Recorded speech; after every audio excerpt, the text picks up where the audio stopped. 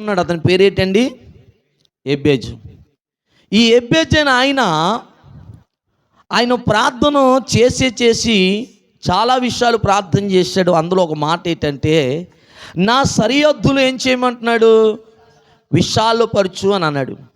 అంటే ఎబ్బేజు జీవితంలో ఏమి లేదని, తన జీవితంలో సరిహద్దులు విశాలం లేదు కాబట్టి ఎబ్బేజు ఏం చేశాడు? ప్రార్థన చేశాడు. ఈరోజు ప్రేమలరా, మన జీవితంలో కొన్నిసార్లు ఎన్నోసార్లు మన సరిహద్దులన్నీ కొన్నిసార్లు ఏమైపోతాయంటే మనకు అనుకూలంగా ఉండవు అనండి. మన సరిహద్దులన్నీ కొన్నిసార్లు ఏమైపోతాయంటే ఎటు చూసినా మన సరిహద్దులు ఆటంకాలు ఉంటాయి.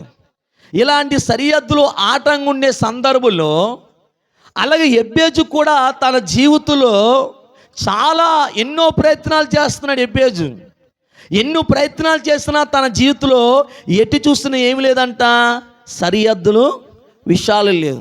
ఇప్పుడు సరిహద్దులు విశాలత లేకపోవడం వల్ల ఒకరోజు ఒక మాట విన్నాడంట. ఏంటి?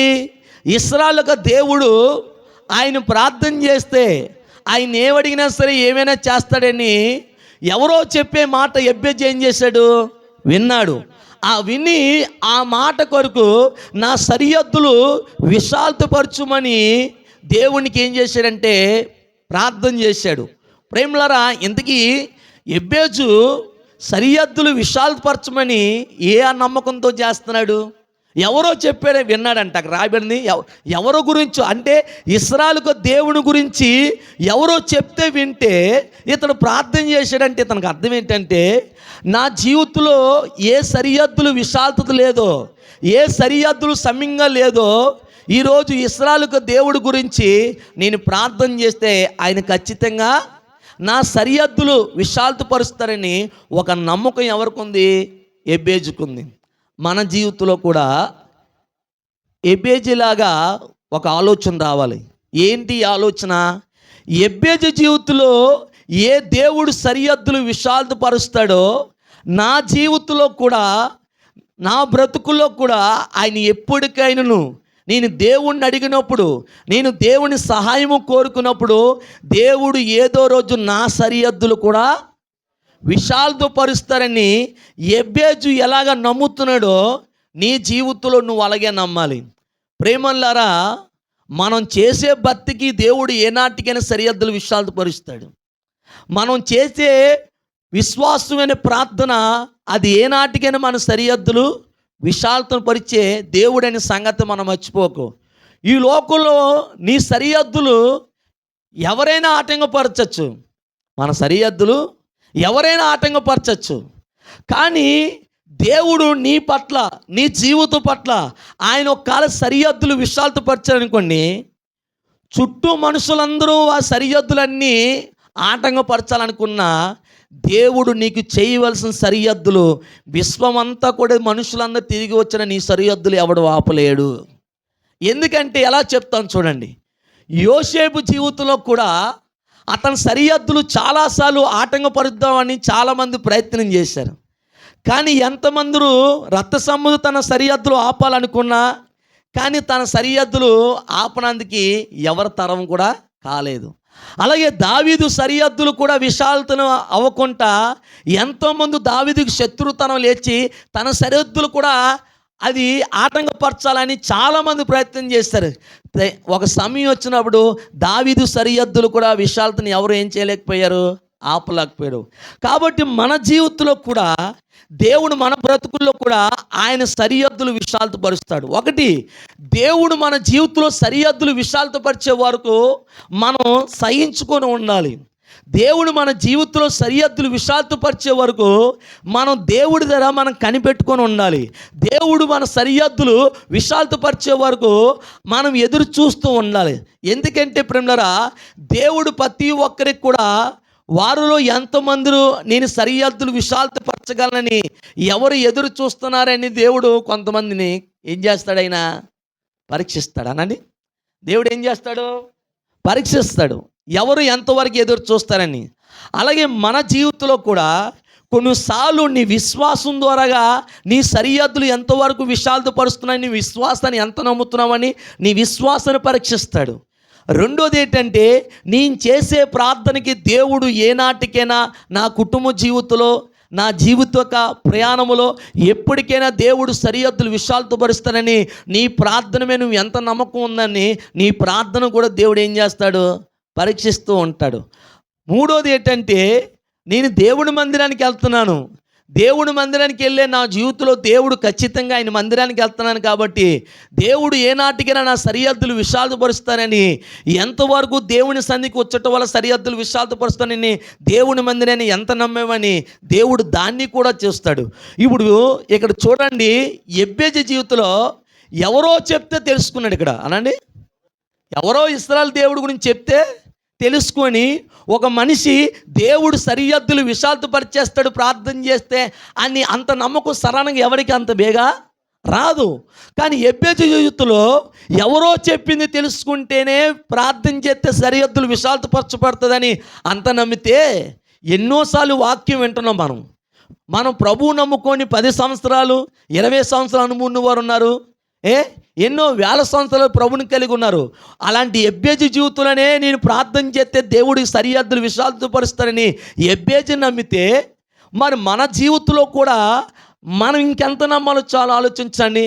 ఇంతకీ ఎబ్బేజు అనే పేరుకి అర్థమేంటి? తెలుగు భాషలో ఫుట్నోట్లో ఉంది, అక్కడ వేదన పుత్రుడు అనే మాట. అంటే పేరుకు తగినట్టు తన జీవితం కూడా ఎలాగుంది, వేదన. ఇంతకీ వ్యాధని అసలు ఇక్కడ ఇతనికి ఎంత వేదన ఎందుకు వచ్చిందంటే, తన జీవితం అన్నీ కూడా సరిహద్దులు విశాలత లేనప్పుడు ఏ వ్యక్తి జీవితంలో సరే ఏముంటుంది? ఇప్పుడు మనం ఏదైనా ప్రయత్నం చేస్తున్నాం, ఆ ప్రయత్నం చేసేదానికి ఆ సరిహద్దులు సమయంగా లేవు అనుకో, మన సరిహద్దులు అనుకున్నవన్నీ మూతపైపడ్డానుకో మన మనసులో ఏం కలుగుతుంది? వేదన చెందుతాం. అలాగే ఎబ్బేజు జీవితం కూడా పేరుకి తగినట్టే తన బ్రతుకు కూడా భయంకరమైన వేదన జీవితంగా మారిపోయింది. ఎందుకంటే ఏది చేసినా అన్ని సరిహద్దులు ఏమైపోయి అతని జీవితంలో అవి మూగిపడ్డాయి. సరిహద్దులు ఏమీ బాగోలేదు.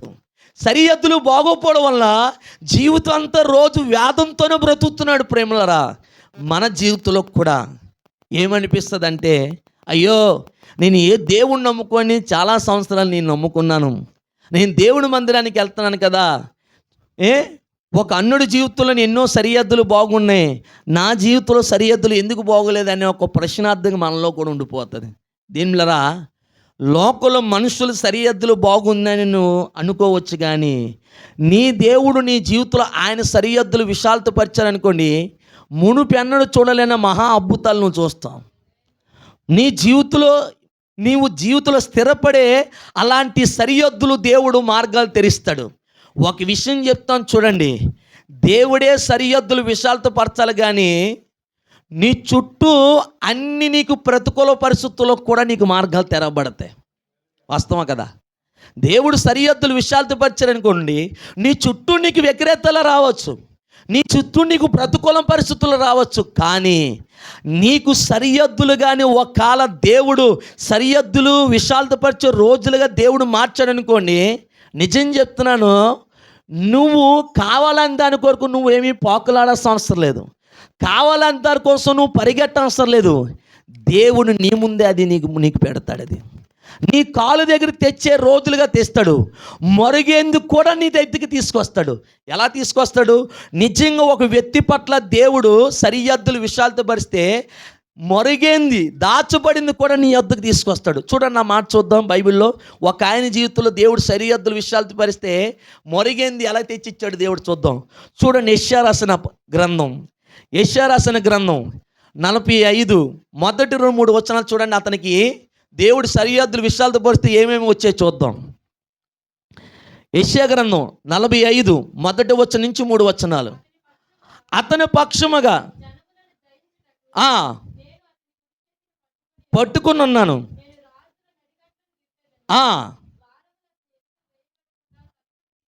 తలుపులు తీసేదును,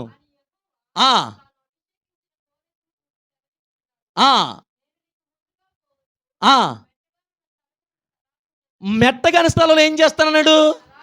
సరాలము. ఎవరి గురించి చెప్తున్నాడు ఈ మాట? కోరేశ్వరాజు అనని.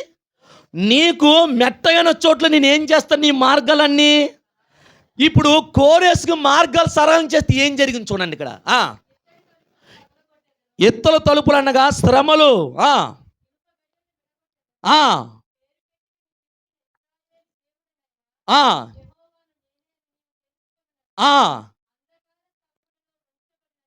ఏంటంట? అంధకారములో ఉన్న నిధులన్నిటినీ ఉందా లేదా? ఎవరి గురించి చెప్పాడు? కోరేసుకి ఏమన్నాడు తెలుసా? కోరేసు నిదిగో నేను కోరేసుకు వాగ్దానం ఏమిచ్చాను తెలుసా? మెట్టగాల చోటులన్నిట్లో నేను ఏం చేస్తాను? కోరేసుకి మార్గాల సరళం చేస్తూ ఉగిలేను. మరుగైన ధనము, మరుగైన ఉన్న స్థలాలన్నిటిని కూడా మళ్ళీ నేను ఎవరి చేతికి అప్పగిస్తున్నాను? కోరేసుకి ఇస్తాను.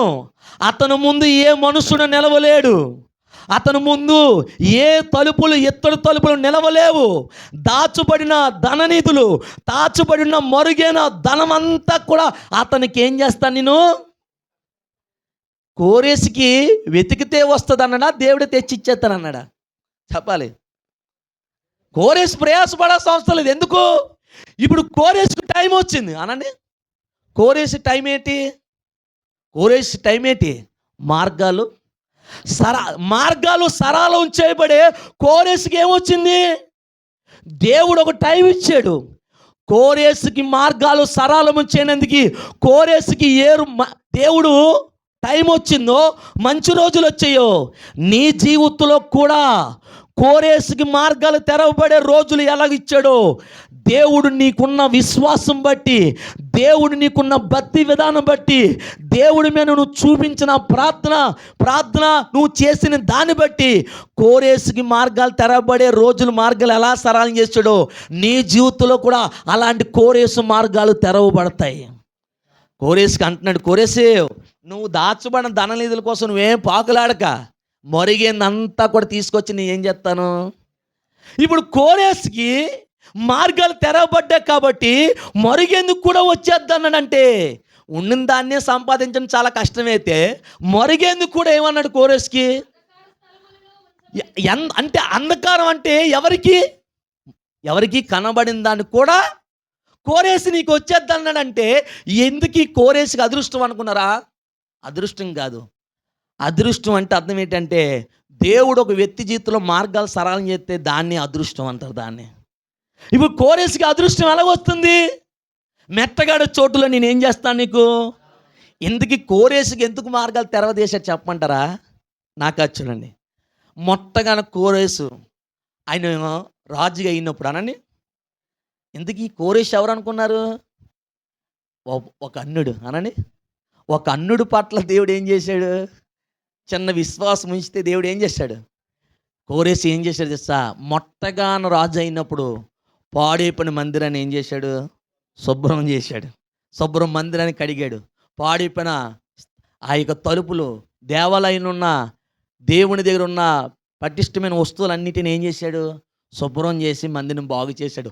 ఎప్పుడు మందిరాన్ని బాగు చేశాడో దేవుడు కూడా అన్నుడి పట్ల ఏం చేశాడంట? మెట్టగాన చోటులో నీకు మార్గాలన్నిటినీ. దేవులరా, దేవుని మందిరం పట్ల అంత మొక్కు చూపినవాడు వ్యక్తి పట్ల దేవుడు ఒక అన్నుడి పట్ల మార్గాలు సరళం చేస్తే, దేవుని నమ్ముకొని ఆ రత్నంలో కడగబడి నీ జీవితంలో ఆయన మార్గాలు తెరవకుండా దేవుడు ఎందుకు కఠినగా నీ పట్ల ఉంటాడు? అర్థమైందా? ఒక అన్నుడి పట్లైనా దేవుడు మార్గాలు కోరేసుకి తెరిస్తే, ఆయన నమ్ముకున్న నీ పట్ల దేవుడు మార్గాలు తెరవకుండా ఎందుకు కఠినగా ఉంటాడు? ఆలోచించు. దేవుడు ఖచ్చితంగా ఆయన నీకు మార్గాలు ఎలాగైనా తరుగుతాడు. అందుకే ఈరోజు కోరేసుకు దేవుడు మార్గాలు సరళం చేశాడు కాబట్టి దాచబడిన ధననిధులన్నీ నీ ముందు నీకు ఇస్తానని అతనికి ఏ వాగ్దానం ఇచ్చాడో ఈరోజు ఈ ఆదివారి పునరుద్ధాన దినానికి ఆరాధన మీ అందరి జీవితంలో చెప్తున్నాను. నీ జీవితంలో ఏ మార్గాలు సరళం అవ్వలేదని నువ్వు తొక్కపడుతున్నావో, అది ఉద్యోగమే కావచ్చు, అది చేతి పనే కావచ్చు, అది వ్యాపారం కావచ్చు, ఏదైనా నీ జీవితంలో ఫలాన్ని సంపాదించాలని దానికోసం ఎన్నో మార్గాలు మూయబడే అని బాధలు పడుతున్నామేమో. ఈరోజు ఈ పునరుద్ధానం ఒక ఆరాధన ద్వారా నేను చెప్పే మాట ఏంటంటే, ఎబ్బేజు మార్గాలు దేవుడు సరళము చేస్తాడని ఎలాగ నమ్మి ప్రార్థించాడో నీవు కూడా అలాగ ఎబ్బేజులాగా నమ్మి ఆయన పట్ల నువ్వు ప్రార్థిస్తే దేవుడు నీ జీవితంలో మార్గాలు సరళము కాని దాని వాటన్నిటినీ మళ్ళా మార్గాలన్నిటినీ దేవుడు సరళం చేస్తాడు. ఆయన మార్గాలు సరళం చేసే రోజులు వచ్చినప్పుడు నీకు ఏ వ్యక్తి బలంతో పని లేదు, ఏ వ్యక్తి మాటలో జ్ఞానం ద్వారా వాళ్ళు తెలివితేటల వల్ల వారి తెలివితేటలతో నీకు సహాయములే అవసరం లేదు. నువ్వు ఒక్కడివే సమస్తమైన మార్గాలు సరళం చేసుకునే జ్ఞానాన్ని నీకే ఇస్తాడు దేవుడు. నీకే ఆ మార్గాలన్నిటినీ సరళం చేసే రోజులుగా దేవుడు నీకే అనుగ్రహిస్తాడు. అందుకే ఇప్పుడు మీకు ఇంకో సంగతి తెలుసా, ఈ కోరేసు ఏమైతే తెలుసా, అందరు రాజులందరూ కూడా ధనాలు సంపాదించుకున్నందుకు ఏం చేశారంటే యుద్ధాలు చేయించారు అనండి. యుద్ధాలు చేయించి శత్రువు ఒక ధనాన్ని ఏం చేసుకున్నారు, వీళ్ళు తిరిగి తెచ్చుకున్నారు. కానీ కోరేసుకి అలాగే ఇవ్వలేదు దేవుడు అనండి. చెప్పండి, కోరేసు ఏ ఊర్లో రాజ్య పరిపాలన చేస్తున్నారో ఆయన ఉన్న భూమిలోనే బంగారం అన్ని ఇచ్చాడు దేవుడు. చూడండి, కోరేసు రాజు కష్టపడకుండా దేవుడు ఏం చేశాడు, దాని కాళ్ళ దగ్గర తెచ్చి ఇచ్చాడంటే ఒక్క మాట చెప్తాను చూడండి, దేవుడే కానీ నీకు మార్గాల సరళం చేయబోననే రోజులుగా నీకు ఇవ్వాలనుకుంటే ఎలాగ మార్గాలు ఈ సరళం చేయాలనేది నీకు తెలియకుంటేనే వాటన్నిటిని మార్గాలు సరళం చేసి ఆయన సిద్ధపరుస్తాడు. కోరేసుకి మార్గాలు ఎవరు సిద్ధపరిచారు, మార్గాలు సరళం చేయబడ్డాయి కాబట్టి అన్నీ ఏమైపోయాయి, అతనికి సిద్ధపరచబడ్డాయి. అలాగే నీ జీవితంలో కూడా అలాంటి మార్గాలు సిద్ధపడే మార్గాలు దేవుడు నీ పట్ల కూడా ఏం చేస్తాడు, ఆయన చేస్తాడు. ఎందుకంటే ఆయన ఏ వ్యక్తి ఏ మనుషుడు పట్ల మార్గాలు సరళం చేస్తాడో ఆ మనుషుడు మార్గాలు ఉన్నతంగా తెరవబడతాయి. ఇంకా ఆ వ్యక్తి జీవితంలో మార్గాలు సరళం చేసుకున్నందుకు అతనేమి ప్లానింగ్లు వేసుకోవాల్సిన అవసరం లేదు అనండి. అతనేమి ప్లానింగ్లు వేసుకోవాల్సిన అవసరం లేదు, అతనేమి పెద్ద స్కెచ్ గీసుకోవాల్సిన అవసరం లేదు. రాత్రి నువ్వు పడుకున్నావంటే తెల్లవారు లేచిన తర్వాత నీ జీవిత రంగంలో ఎలా మార్గాలు సరళం చేయాలో ఆయన డిజైన్ చేస్తాడు. ఆయన నిర్ణయాలను చేస్తాడు. నువ్వేమి ఏ నిర్ణయాలు చేయాల్సిన అవసరం లేదు, ఆయనే నిర్ణయాలు చేస్తాడు. కోరేసుకి దాచబడిన ధననిధులు తిరిగి వస్తుందని కోరేసు నిర్ణయించుకున్నాడా, కోరేసే అనుకున్నారా? ఎవరు వాటిచ్చారు ఈ మాట? దేవుడే సోయానగా కోరేసుకి మాట ఇచ్చాడు అన్నాడు. ఎందుకంటే ఇప్పుడు కోరేసుకి టైం వచ్చింది. ఏ టైము? మార్గాలు,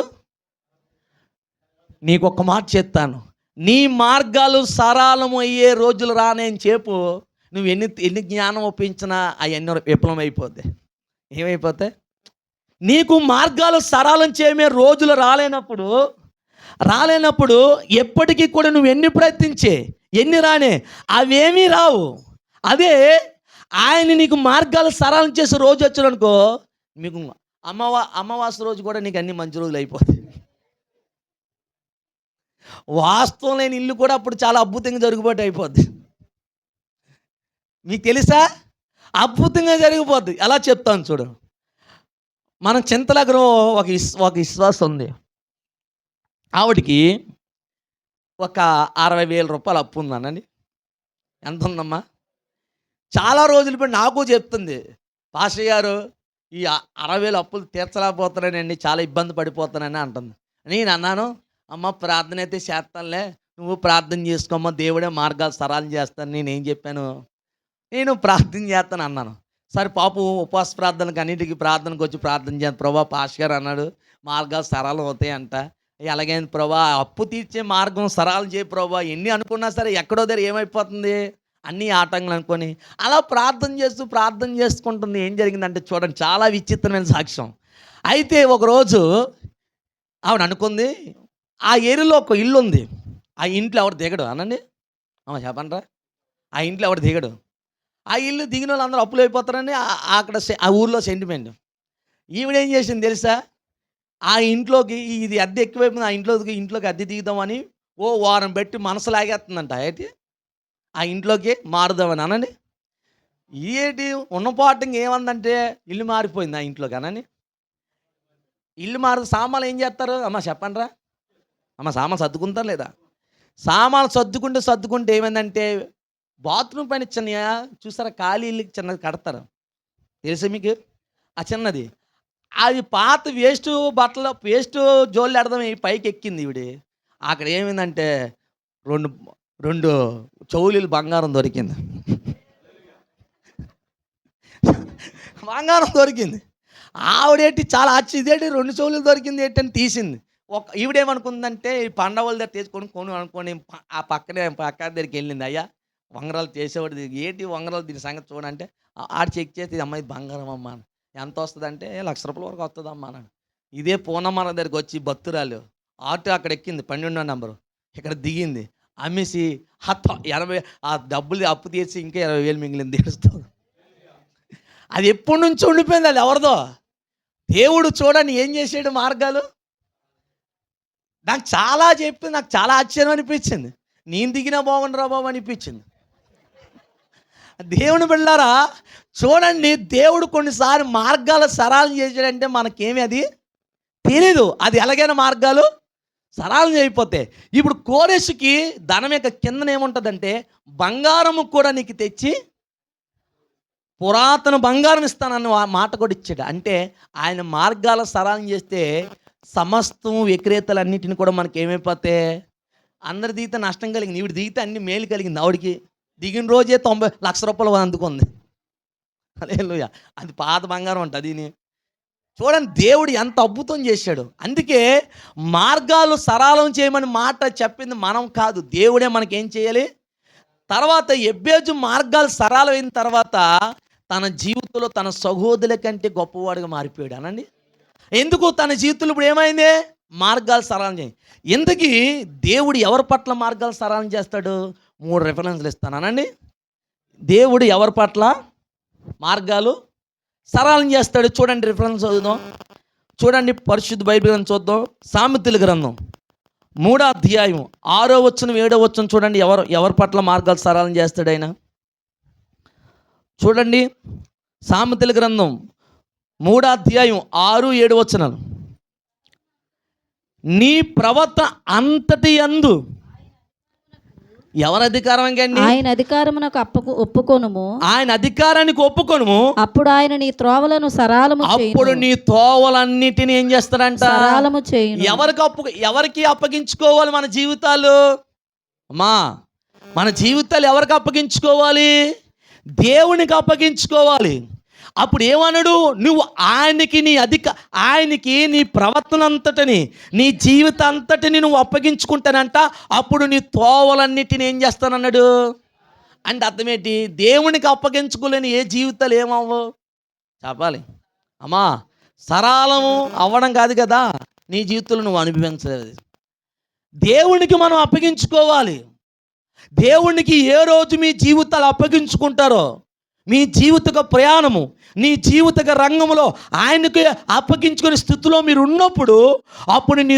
తోవలన్నిటిని ఏం చేస్తాడు సరళం చేస్తాడు ఈరోజు చాలా దేవునికి అప్పగించే రోజు నన్ను చెప్పు సౌలు జీవితంలో మార్గాలు సరళం చేశాడు దేవుడు సౌలు ఏ రోజు లోకానికి అప్పగించుకున్నాడో ఆ రోజు నుంచి తన రాజ్య పరిపాలన ఎప్పుడు మార్గాలన్నీ ఏమైపోయాయంట ముయ్యబడ్డాయి దావీదు దేవునికి అప్పగించుకున్నాడు కాబట్టి గొర్రెల దగ్గర ఉన్నవాడిని రాజు మార్గాలు సరళం చేయ రోజులుగా దేవుడు తన జీవితాన్ని తీసుకెళ్ళాడు మన జీవితంలో కూడా అలాగే చేస్తాడు కానీ మనం ఏం చేయాలి ఆయనకి అప్పగించుకోలేం ఈరోజు మనుషులు దేనికి అప్పగించుకుంటున్నారు మీరు మందిరానికి అప్పగించుకుంటున్నారా వాక్యానికి మీ జీవితం అప్పగించుకుంటున్నారా మీ విశ్వాసాన్ని దేవుడి మీకు అప్పగించుకునేవారుగా ఉంటున్నారా దేవునికి అప్పగించుకోకుండా నీ జీవితంలో మార్గాలు సరళం చేయమని అన్ని హక్కుదారు నువ్వు కాదు మనము మన జీవితాలు దేవునికి అప్పగించుకొని దేవా నాలాంటి జీవితంలో నువ్వే మార్గాలు సరళం చేయలేదు అని అప్పుడు దేవుని ప్రశ్నించావంటే అది న్యాయబద్ధమైంది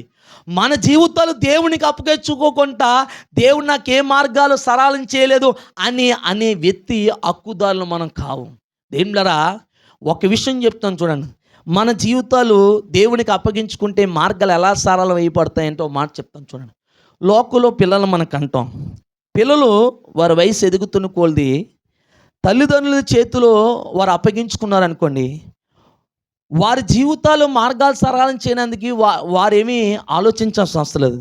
తల్లిదండ్రులు వారి మార్గాలు ఎలా సరళం చేయాలో వాళ్ళు ప్రయాసపడతారు. ఇప్పుడు పిల్లలు ఎప్పుడు తల్లిదండ్రులకి వారి జీవితాలు అప్పగించుకోకుండా ఏ రోజు పిల్లలు బ్రతుకుతారో వారి జీవితాలు ఎప్పుడూ మార్గాలు సరళం చేయబడే రోజులు వాళ్ళు కోల్పోతారు. వారి జీవితాలు తల్లిదండ్రులకు అప్పగించిన రోజులుగా వారి బ్రతుకు ఎప్పుడు ఉంటాయో మార్గాలు సరళం చేసుకునే దానికోసం పిల్లలు ఏనాడు ఆలోచించాల్సిన అవసరం లేదు. వారి మార్గాలు ఎలా సరళం చేయాలో తల్లిదండ్రులే వారు ఏం చేస్తారు, నిర్ణయాలు ఇస్తారు. అలాగే దేవునికి మనం మన జీవితాలు అప్పగించుకున్నప్పుడు ఎప్పుడు, ఎక్కడ, ఏ సందర్భంలో నీ మార్గాలు సరళం చేయలేనిది దేవుడే దాన్ని నిర్ణయిస్తాడు. ఒక మాట చెప్తాను చూడండి. యోసేపు జీవితం మీరు గమనించండి. ఐగుప్తులోని ఒక బానిసగా అతను వెళ్ళాడు. ఐగుప్తు దేశంలో బానిసగా వెళ్ళబడ్డాడు, కానీ అక్కడ రాజుగా పట్టాభిషేకం పొందినందుకు, ప్రధానమంత్రి అవడానికి ఏ మార్గాలు సరళం చేయబడ్డాయా? అతనేం నిర్ణయించుకున్నాడా? ఎవరు నిర్ణయించారు అక్కడ? అసలు అతడు ప్రధానమంత్రి అవనందుకు దేవుడు ఏం చేస్తాడు? మార్గాలు ఎందుకు సరళం చేశాడు చేసా? ఐగుప్తులో యోసేపు ఒక్కడిగే బ్రతికాడు, కానీ తన జీవితం అంతా దేవునికి అప్పగించుకొని బ్రతికాడు కాబట్టి లోకాశలకు అప్పగించుకోలేదు. ఆ రోజు పాపం చేయనందుకు అవకాశం దొరికినా అప్పగించుకోలేదు కాబట్టి దేవుడు ఏ వ్యక్తి సహాయం లేకుండా ప్రధానమంత్రి అవనందుకు దేవుడే మార్గాలు సరళం చేశాడు. వస్తుమా కదా? ఎలా మార్గాలు సరళం చేశాడో ఒక టూకీకి ఒక మొక్క చెప్పి రెండో పాయింట్లోకి వెళ్తాను. చూడండి, యోసేపు ఇంకా ప్రధానమంత్రి అవ్వలేదు అనండి. ఆ రాత్రి రాజుగారికి ఏమొచ్చింది? కళ. అసలు ఆ కళ పుట్టించింది ఎవరు? ఆ కళ పుట్టించకపోతే రాజుగా అతడు ప్రధానమంత్రి అవనందుకు మార్గాలు ఏమవు? సరళమవు. మార్గాలు సరళం అవ్వాలంటే ఆ రాత్రి ఒక వ్యక్తికి ఏం రావాలి? భయంకరమైన ఆ కళను పుట్టించింది ఎవరు అంటే దాని అర్థం ఏంటి చేస్తా? మార్గాలను సరళము చేసేది దానికి దేవుడు ఏదొక్క నీ జీవితంలో ఒక జీవితాన్ని నువ్వు వాడుకుంటాడు. వాస్తవం అదిగా. ఏదో ఒక సంఘటన ద్వారా దేవుడు మార్గాలు సరళం చేయడానికి దేవుడు ఏం చేసుకుంటాడు? ఆయన నేను లేపుతాడు. నీ జీవితంలో నువ్వు మార్గాలు సరళం చేయడానికి నువ్వేమీ డిసైడ్ చేసుకోవాల్సిన అవసరం లేదు, నువ్వే నిర్ణయాలు తీసుకోవాల్సిన అవసరం లేదు. దేవుడే నీ బిడ్డల జీవితంలో కానీ నీ జీవితంలో మార్గాలు సరళం చేసే నిర్ణయాలు ఆయన మారుస్తాడు. కానీ మనం ఏం చేయాలంటే ఆయనకి ఏం చేయాలి చెప్పాలి? ఆయనకి అప్పగించుకోవాలి. ఆయనకి అప్పుడే మార్గాలన్నిటిని ఏం చేస్తాడు? ఆయన సరళం చేస్తాడు. ఆయన మార్గాలు అప్పుడు వరకు ఏం చేయడు? సరళం చేయడు. ఇప్పుడు నేనున్నాను, మీరు గమనించండి.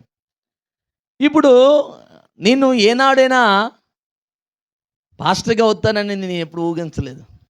నేను అసలు అవ్వను. ఎందుకంటే నాకు ముందే ఎడ్యుకేషన్ చాలా తక్కువ. పెద్ద చదువులు చదివేశాను, ఎందుకంటే ఒకటో క్లాస్ కూడా బాగా చదివేశాను.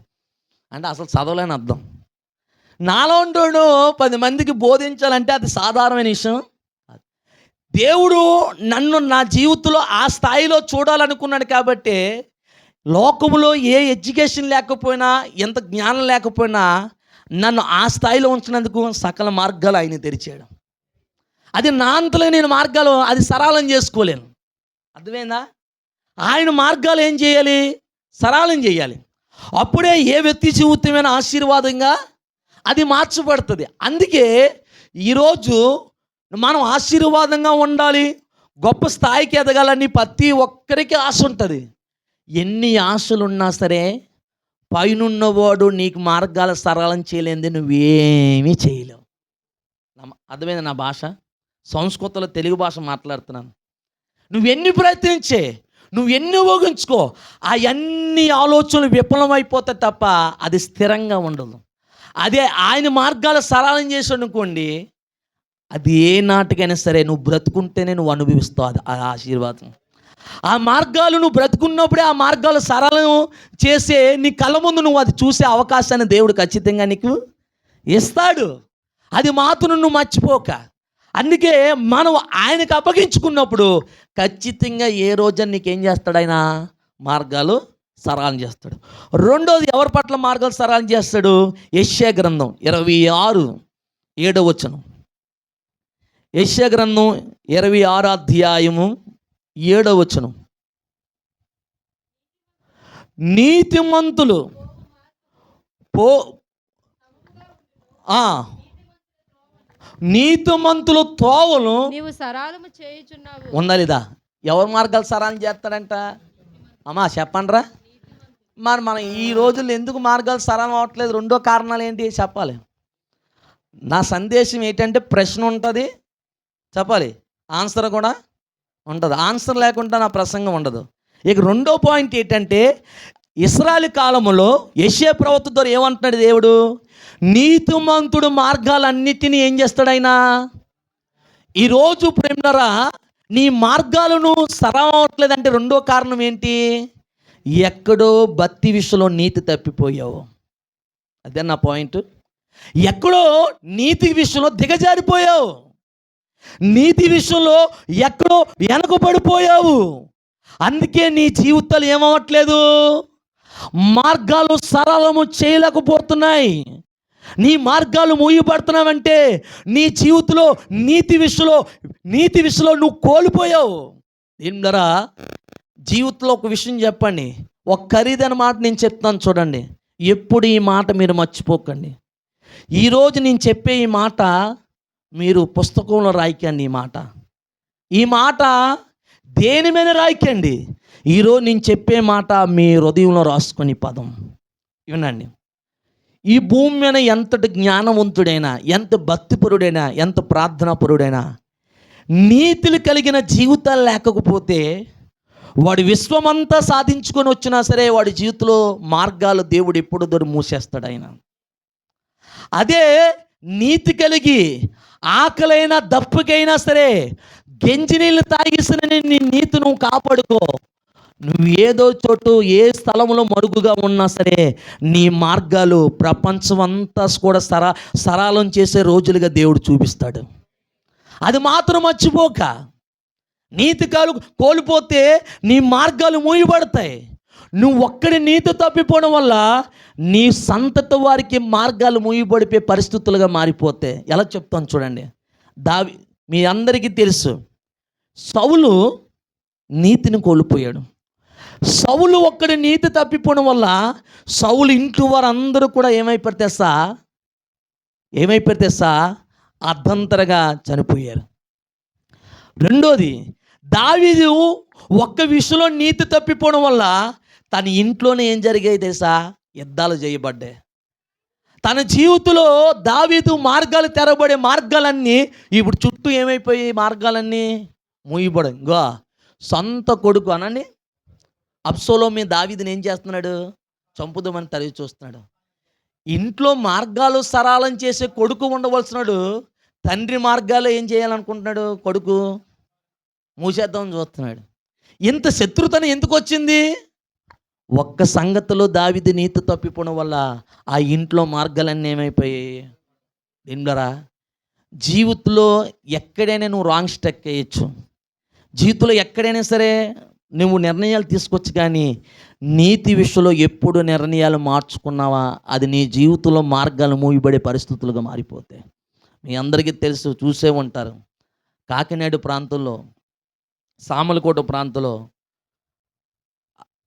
మీరు చూసే ఉంటారు. వాళ్ళు ఒక మందిరానికి వెళ్తారు. దేవునరా, ఆ ఇంటి ఇల్లాలు నీతి తప్పిపోవడం వల్ల అర్ధంతరంగా చిన్నపిల్లలు మరణానికి దారి చేయబడ్డారు. తెలుసా? వాళ్ళు ఎవరూ కాదు, దేవుణ్ణి నమ్ముకున్నోలే. ఒక అన్నుడు నీతి తప్పిపోడంటే వాడిని తప్పు పట్టకండి, కానీ ఒక దేవుని రక్తంలో కడబడిన ఒక విశ్వాసి నీతి విలువలు తెలిసిన నీతి తప్పిపోకూడదు. నీతిని కోల్పోయిన వల్ల ఆ ఇంటి మార్గాలు ఏమైపోతాయి ముయ్యబడ్డాయి. ఏమైపోయాయి? ఇంటి మార్గాలు ముయ్యబడ్డాయి. అందుకే యెషయా ద్వారా అన్నాడు, యెషయా ఇశ్రాయేలందరికీ ఒక మాట నువ్వు పిలిచెప్పు, ఎవడైనా నువ్వు నీతిగా బ్రతికితే వారి మార్గాలన్నిటినీ నేను ఏం చేస్తానన్నాడు?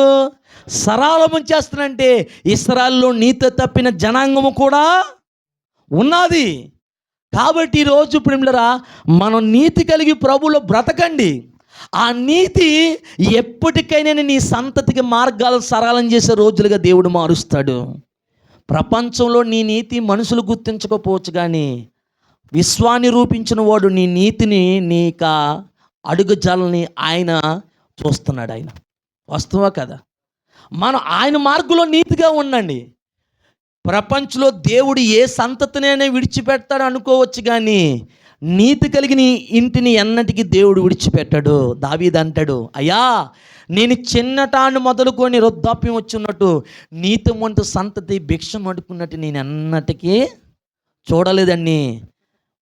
37వ కీర్తనలో 25లో నాకు ఆ మాట, నాకు నరాలు తెగిపోతే దావీదు అంటాడు మాట.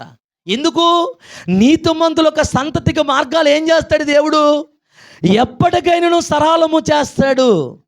నీతిమంతుల సంతతికి మార్గాలు దేవుడు ఏ నాటికైనాను మూత వేయడైనా ఎప్పటికైనా మార్గాలైనా సరళం చేస్తాడు. కాబట్టి నీ నీతికే నీకు మార్గాలను సరళం చేసే రోజులుగా దేవుడు దాన్ని మారుస్తాడు. అందుకే మన జీవితంలో నీతి కలిగిన విలువలు కలిగిన వారిగా మనం మారాలి. నీతి తప్పే పరిస్థితులు ఈ ప్రపంచంలో ఏ సందర్భంలో కూడా రాకూడదు. కాబట్టి నీతి కలిగి ఉంటే నువ్వు ఒక్కడి నీతి ఉండటం వల్ల నీ గర్భంలో పుట్టిన నీ సంతతికి దేవుడు మార్గాలు సరళం చేస్తాడు. నువ్వు ఒక్కడి నీతి కలిగిన వల్ల నీ సంతతి అందరికీ మార్గాల సరళం చేసే రోజులుగా మారుస్తాడు. ఎలా చెప్తున్నావు పాస్టర్ గారు? ఏ ఆధారం చెప్తున్నాను అంటే, యోసేపు ఒక్కడి నీతి వల్ల యోసేపు తన సంతతికి దేవుడు ఏం చేశాడంట? మార్గాలు సరళం చేశాడు. వాస్తవా కదా? మనం ఒక్కడు మన నీతి ఉండటం వల్ల మన మార్గాలు దేవుడే సరళం చేసే మార్గాలను దేవుడు ఖచ్చితంగా మనకి చూపిస్తాడు. అబ్రాము ఒక్కడి నీతి ఉండటం వల్ల ఇస్సాకు మార్గాలు దేవుడు ఏం చేశాడు? ఇస్సాకు ఎక్కడ పూనుకున్నానని ఏ బావి తవ్వినా సరే అక్కడ ఏమొచ్చేస్తానంట? అసలు మార్గాలు ఎవరు సరళం చేశాడు? ఏ భూమిని ముట్టుకున్నా ఏమొచ్చేస్తుందంట? తండ్రి నీతి వల్ల కొడుకుకి ఏమవుతున్నాయి మార్గాలు. నువ్వు ఒక్కడి నీతి వల్ల నీ గర్భంలో పుట్టిన నీ సంతతికి నీకు ఏమవుతాయి మార్గాలు? నీ తరము ముగించిపోయినా నీ సంతతి తరానికి దేవుడు ఎప్పటికైనా తరాలు తెరుస్తాడు ఆయన. అది ఏ నాటికైనా అది జరగడం అక్షరాలుగా జరుగుతుంది అది. కాబట్టి జీవితంలో మార్గాలు సరళం అవ్వాలంటే రెండోది ఏముండాలి? నీతి కలిగి సంతతిగా ఉంటే మన మార్గాలైనా సరళం చేస్తాడు. మూడో మాట చెప్పి మనం ముగించుకుందాం. సామెతల గ్రంథం 11:4. సామెతలకు 11:4. 4:11.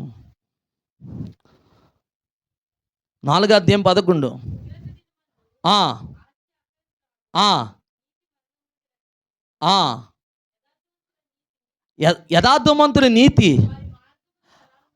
యథార్థవంతుడు మార్గాలు ఏం చేస్తాడంటే దేవుడు. ఈ రోజుల్లో మనుషులు ఏం లేదు చెప్పండి.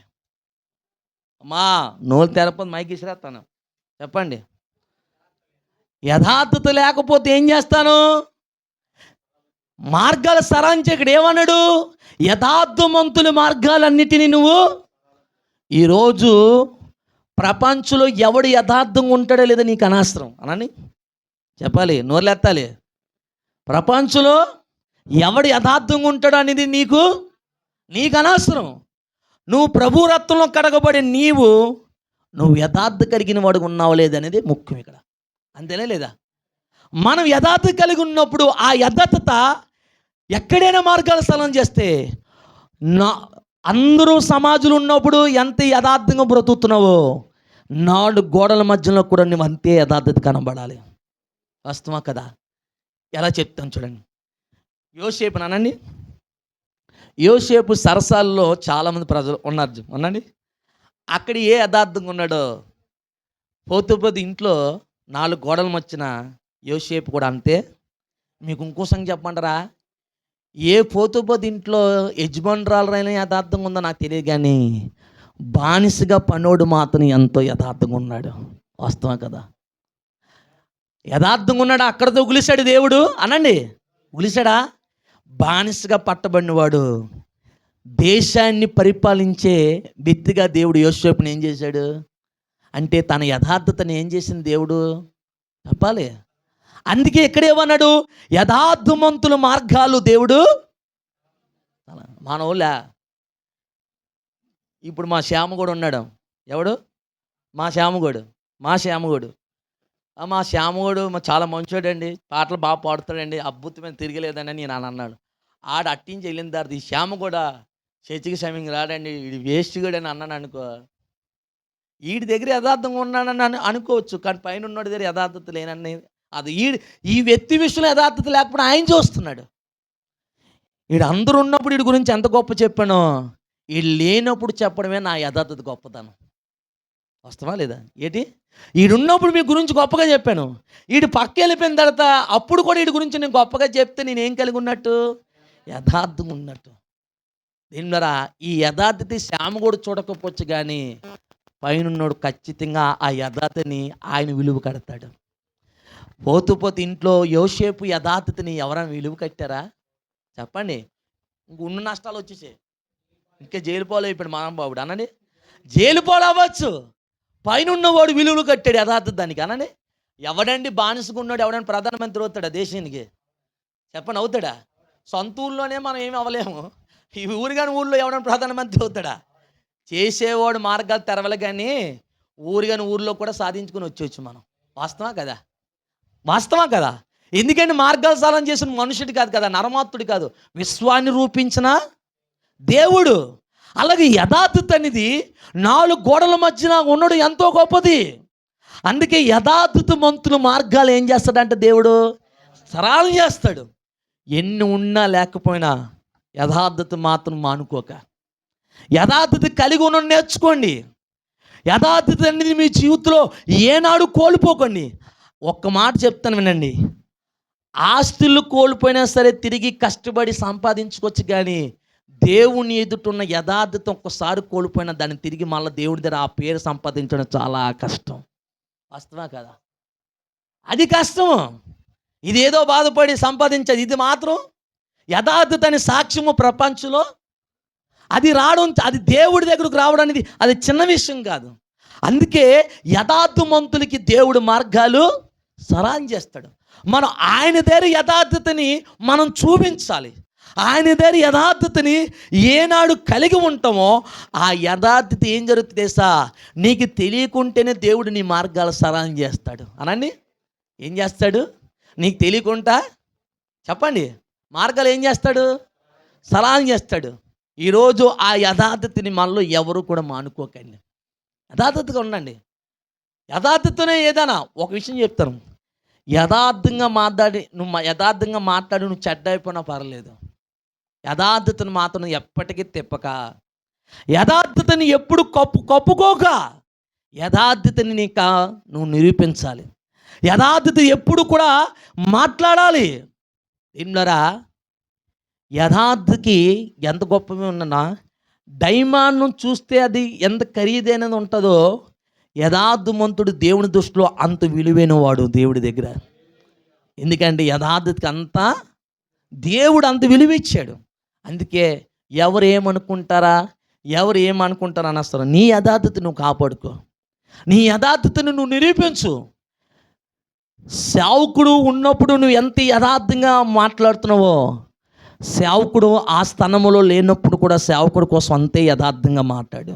అయ్యా, మా సేవకుడు లేనప్పుడే కాదు, ఆయన గురించి మేము గొప్పగా చెప్తాం. ఆయన పర్ఫెక్ట్ మనిషి, లోకంలో ధనవంతుడిగా లేకపోవచ్చు, కానీ నీతి విలువ విషయంలో చాలా యథార్థపరుడు మా సేవకుడు అని నేనున్నప్పుడు ఏం మాట్లాడావో నేను లేనప్పుడు కూడా అదే మాట్లాడాలి. నీ భార్య ఉన్నప్పుడు నీ భార్య నీతిగా అని చెప్పడం గొప్పతనం కాదు, నీ భార్య లేనప్పుడు కూడా నీతికెళ్ళి నా భార్య అది నువ్వు చెప్పాలి. నీ తల్లి నీతిగా ఉందని గొప్పగా ఇప్పుడు కాదు, నీ తల్లి లేనప్పుడు సందర్భంలో నీతిగా ఉందని చెప్పడం గొప్ప విషయం. నీ కూతురు ఉన్నప్పుడు నీతిగుణం కాదు, కూతురు లేనప్పుడు కూడా నీతులు కలిగిన అని చెప్పే స్థాయి మీరు తెచ్చుకోవాలి. అది ఎప్పుడు? నీ యథార్థత మీద ఏం పడి ఉంటుంది? ఆధారపడి ఉంటుంది.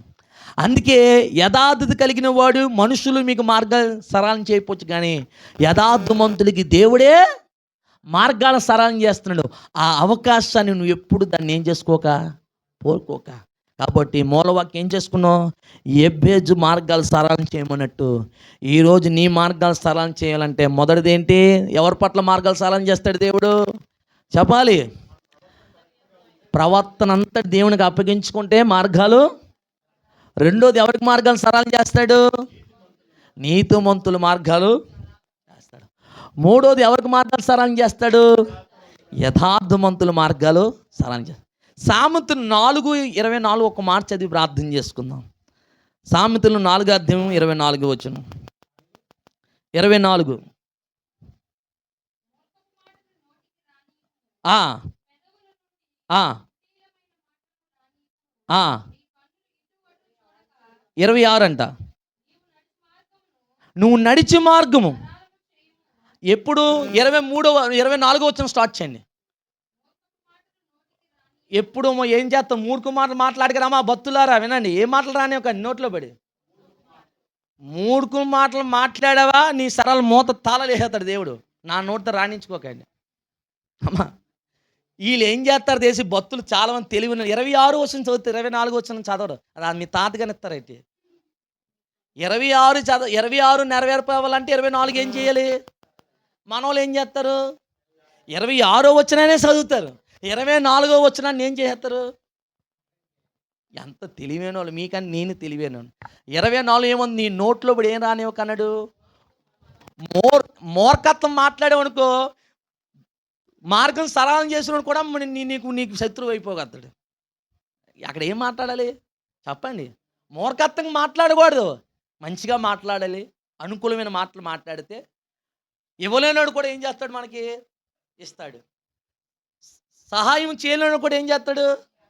నువ్వు ఆడి దగ్గరే మూర్ఖుడిగా మాట్లాడి, ఆడి దగ్గరే నువ్వు పిచ్చి పిచ్చి మాట్లాడు అనుకో, మార్గాలు ఏమైపోతాయి? మూతపడిపోతాయి. ఏం చేస్తావు? కుట్లమైన మాటలు, కోపమైన మాటలు ఏం చేయకూడదు అస్సలు. నువ్వేం చేయకు.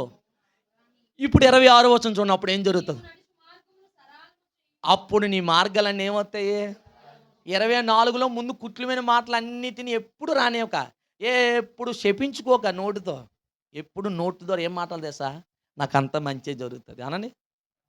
నేను అనుకున్నవన్నీ ఎప్పుడో ఏ పాపం చేసామో ఇన్ని కష్టాలు వచ్చా, అదే మమ్మల్ని వెంటాడుతుందేమో అని ఇలాంటి మాటలు తిరుగులు మాట్లాడితే బ్రతుకు కూడా అలాగ ఉంటుంది.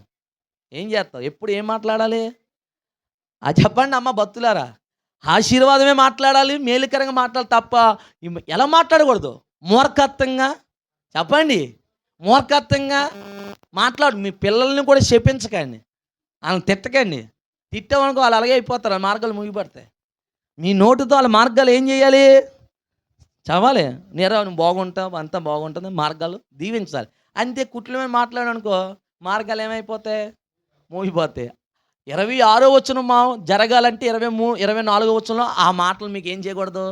మీ నోట్లో పడి రాకూడదు. కాబట్టి మంచి మాటలు వాడిన వాళ్ళకి ఏం చేస్తాడు దేవుడు? వారు వెళ్ళే మార్గం అంతటిని ఈ 4 మన జీవితంలో జరుగునుగాక. దేవుని మాటలు దీవించండి. ప్రార్థన చేసుకుందాం. సొంత ప్రార్థన చేస్తుంది వాక్యం. స్తోత్రం తండ్రి, స్తోత్రం నాయన. మహాపరిశుద్ధుడా, మహోన్నతుడా, జీవము గల దేవ, మీకు స్తోత్రాలు ప్రభువా. నాయన తండ్రి మీకు స్తోత్రాలు ప్రభా. నాయన ఈ దినాన్న ప్రభా, నాయన నీ సన్నిధికి మమ్మల్ని ఇక్కడ తోడుకొని వచ్చిన విధానం బట్టి మీకు వందనాలు తండ్రి, మీకు స్తోత్రాలు ప్రభువా. నాయన ఇంతవరకు బాబు మీ సేవకులు మీ సిలువు మాటను మరుగుపరిచి అయా జీవం కలిగిన మాటల ద్వారా మా అందరితో మాట్లాడినందుకు మీకు వందనాలు ప్రభువా. అవును నాయన తండ్రి, నాయన అనేక విషయాల్లో తప్పిపోతూ ఉన్నాం ప్రభువా. నాయన తండ్రి బయటకు ఒకలాగా లోపల ఒకలాగా నాయన. అవును తండ్రి, అనేకమైన వేదనలు నాయన, బాధలు, నిందలు, అవమానాలు భరిస్తూ ఉన్నాం ప్రభువా. అయా తండ్రి, ఎందుకు ఈ వేదనలన్నిటికీ కారణం ఏమిటి? మా ప్రతి తోవ మూయబడుతుంది నాయన. ఏ పని పూనుకున్నా, ఏ